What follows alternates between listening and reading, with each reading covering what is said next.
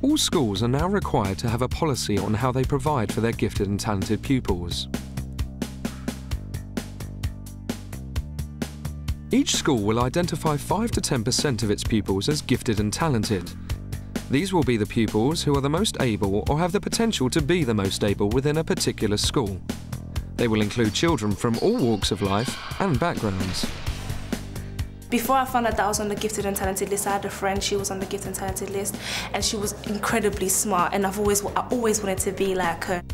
The gifted are those who demonstrate academic ability or potential. People actually look up to you when they see you on the gifted and talented register, and they think that, yeah, if he can do it, I can.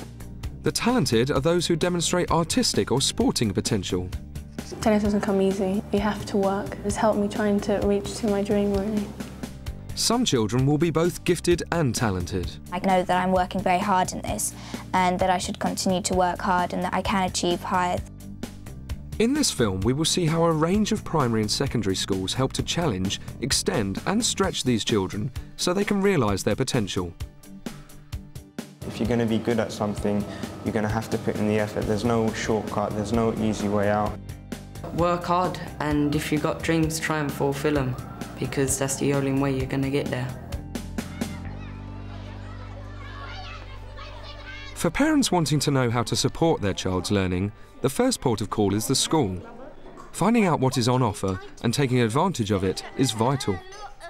These children, they're like sponges. They just will learn so quickly. They're very demanding. And as young children, as toddlers, and even as they grow up, this thirst and this inquisitiveness, that always has to be met. Ready? 1, 2, 3. Providing a stimulating learning environment, like inspirational science lessons at Christchurch Primary, is key to the identification of able children. There's nothing like a real experiment for kids to get involved in, to get their enthusiasm. You really have to get kids going at a much earlier age. Go. Don't look down. Don't look down. Schools monitor and re-evaluate who is identified as gifted and talented as children's strengths and abilities come to light. Schools will use a mixture of ways to identify pupils to make sure that no one is missed. I think obviously subjects like art and science to some extent and maths sort of transcend different languages. So it's looking out for those children, not just the children that actually can speak the most clearly in English. In some schools, the principle of teaching to the top of the class to raise standards for all has already become a way of life. Most schools believe that the classroom is the best place to stretch and stimulate children. What did we say was a little bit more challenging about doing scene 3, Mark? There's no speech at all. There is no speech at all. All the teachers at Hampden Gurney plan and differentiate to challenge or support all the children in their class. Within the class today, they were all working within their own levelled groups, and I differentiated the work, obviously 3 ways for 3 different levels of grouping. The gifted and talented coordinator is usually a teacher who manages the needs of the gifted and talented. You have to put all the animals that are the same together, but as well the ones that are the same colour. These activities always have some cognitive conflict. They need to think, stop and think, and suddenly something's tricky, and they need to really think hard to find an answer. If you put all the adult ducks in one column, like this, and then you can put all of them like that. For us particularly, Miss Ava was always constantly talking to us about how the children were doing and about their work. She was also telling us about other things that we could be doing. For instance, in Year 5, extra classes in maths. What we're looking at today is something that you don't always do in primary school. It's called algebra. Put your hands up if you've heard of algebra. Transition to secondary school is a particularly difficult time. Finding the right school is important. Many secondary schools form partnerships with local primary schools to help identify and motivate potential gifted and talented students. We use data a great deal to help identify students. With students in Year 7, for instance, we have just used their Key Stage 2 prior attainment data. This gives us a broader picture of what gifted and talented is, not only in the core subjects, but also the non-core subjects. Other schools might specialise in sporting potential. At Capital City Academy, sport is strongly linked to developing leadership skills. All you're going to try and do is run from here down to the end of the ladder without touching any bits of the metal or the material. Ready, go. We have a battery of tests that we do for prospective Year 7s in Year 6. So they come in January to do 14 tests, which are based on the fundamental skills. That's agility, balance, coordination, speed striking, kinesthetic awareness, gliding, and buoyancy. Well done, well done, well done, well done. At secondary school, the opportunities to really develop particular strengths are even greater. Finding out how the school provides for gifted and talented pupils and taking advantage of what is on offer is vital.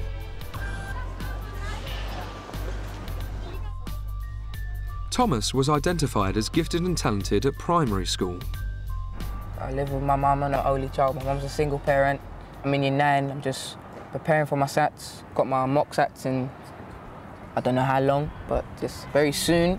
Got my real SATs next year, so I'm just preparing, and the school helping me prepare as well. Now then, if my foot or your foot was under there, or if it was under here, which one would hurt more and why? Thomas? I think the ballerina's foot will hurt more. At Eastleigh, he's being encouraged to further identify his own learning styles and academic strengths. My strengths are really maths and science, because it's just maths, English, science. People find it a bit boring, but here in the school it's not really boring. It's really fun. It's different styles of learning all the time. We're going to explain to you like what pressure is, so can you all like huddle up? More closer. Come on, you're not girls, just I'm waiting. So.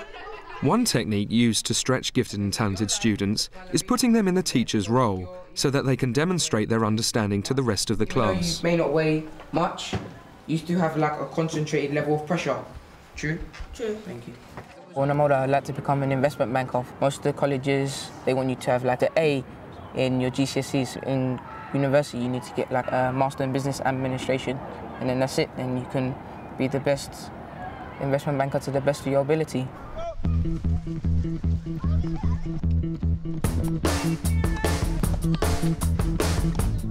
Hannah was runner-up in the Wimbledon final for her age group. Her coach believes she can make the world's top 100. When I was probably about 2.5, I used to sit on the side of the tennis court and watch my dad play. And that's how I really started to like the game, and I started taking lessons after that. And then from then on, just kept on playing. She loves playing tennis, she loves coming to school. She trains sometimes twice a day, Saturdays, and she competes weekends. Okay, so what we're going to be doing today, Hannah, is working towards looking at Act 2, Scene 2. To fulfil her sporting ambitions, Hannah trains 3 afternoons a week. To help her keep up with her academic subjects, Capital City provides one-to-one teaching. Her teachers are well aware of the demands of her training and the effect it can have on her. Often important that academic and sport doesn't necessarily go side by side.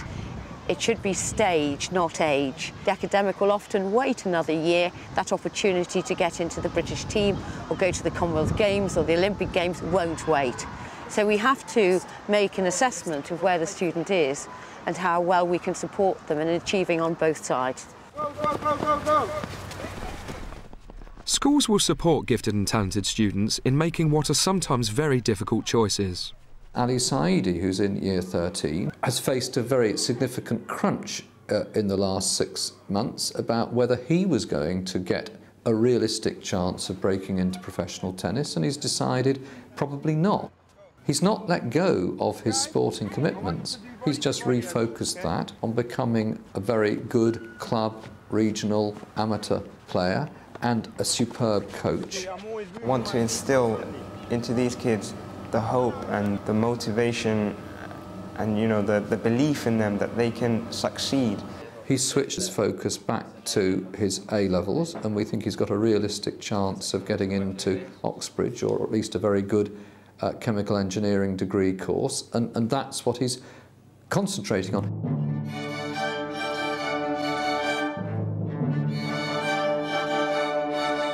Emily is one of the pupils identified as gifted and talented at St Marylebone School.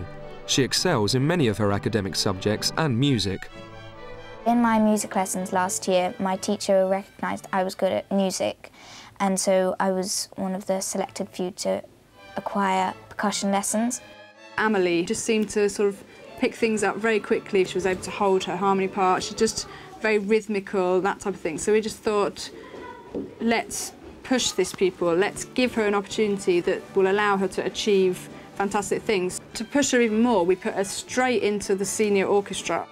It's very fun because on the Sunday ski one I also start off the piece and you can hear me above everybody else and all the violins and the flutes. But if you've got a headache, it's not very fun.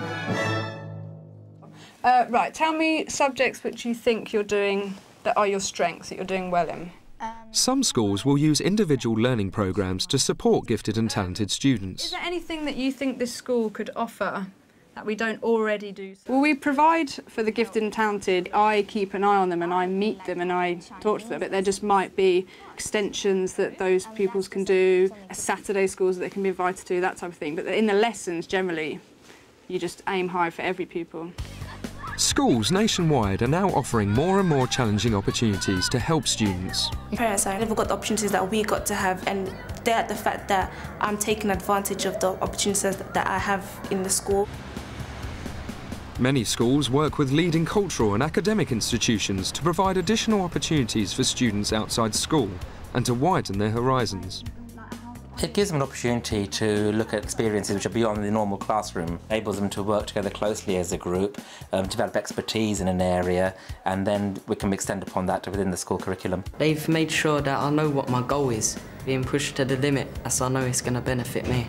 Most boys, they see something they want, they're not so focused on school, but with this, keeps him on the straight and narrow. You can often get that you're being a pushy parent, but you're not. You know, if your child is able to do things very easily, then they need further stimulation. Now, if that teacher doesn't recognise that, then you need to go further.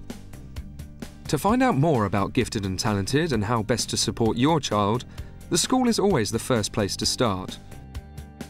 For further advice and resources, there are organisations that focus on gifted and talented development.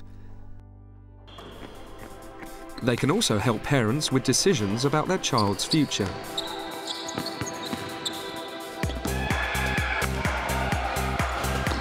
Ibrahim Dahir sums a lot up about this school and the way the talented sports programme contributes.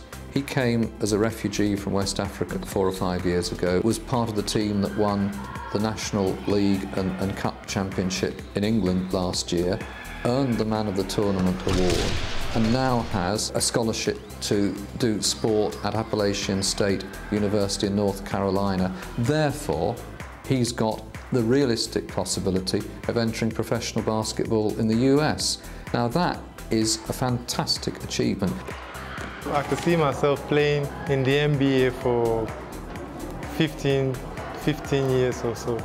It's better than that because he's a wonderful young man who has also developed as a very fine leader of other young people, did huge work for us last year as one of our elite athletes, has cashed that in now in a gap year as a teaching assistant in the academy.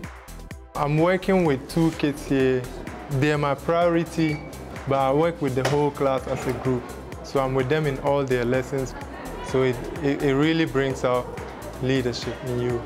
Everyone can make it, depending on how determined you are.